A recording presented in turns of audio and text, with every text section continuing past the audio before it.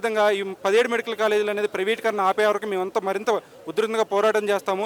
అదే కాకుండా ఏదైతే ఈ నకిలీ మద్యం అనేది ఈ 18 నెలలు వచ్చిన తర్వాత మీరు ఏమైనా చేయగలిగితే ఈ నకిలీ మద్యం అప్పుడే పట్టుకోవాలి ఏమైనా మేము చేసుంటే. అలాంటిది ఏం లేకుండా ఏదో అభూత కల్పనలు చూపించి జోగి రమేష్ గారిని, ఒక బీసీ నేత అయినటువంటి జోగి రమేష్ గారిని అరెస్ట్ చేయడం అనేది జరిగింది. మేము ముఖ్యంగా ఏం చెబుతున్నాం అంటే ఈ మా ఐటీ వింగ్ తరఫున మీరు ఏదైతే ఈ 5 సంవత్సరాలు 20 లక్షల ఉద్యోగాలు అనేది ఇస్తా అన్నారు. ఆ 20 లక్షల ఉద్యోగాలకు అనుగుణంగా ఇప్పటికి మీరు 2 సంవత్సరాలు అవుతుంది కాబట్టి తక్కువ 5-6 లక్షల ఉద్యోగాలు అనేది చూపించాలి. అందులో ఇప్పటికీ ఒక్క ఉద్యోగం కూడా పూర్తి చేయలేదు. మీరు ఉద్యోగం ఇవ్వలేకపోతే 3000 నిరుద్యోగ భృతి అనేది ఇస్తానన్నారు. ఎప్పుడు ఇస్తారు ఆ నిరుద్యోగ భృతి అనేది మేము అందరం ప్రశ్నిస్తున్నాము. ఆయన ఎక్కడ తయారు చేశారండి? ఇది అప్పుడు నేదురుమల జనార్దన్ రెడ్డి గారు శంకుస్థాపన చేశారు. ఆ తర్వాత వచ్చినటువంటి రాజశేఖర రెడ్డి గారు దాన్ని ఇంకా మరింతగా మంచిగా చేశారు. ఆయన ఓన్లీ హైటెక్ సిటీ నేను కట్టాను అంటాను. నువ్వేం కట్టావు? సరే నువ్వే కట్టావు అనుకున్నా. ఈ 2 సంవత్సరాలు అమరావతిలో ఏం కట్టావు? 2014 నుండి 19 మధ్యలో ఏం కట్టావు?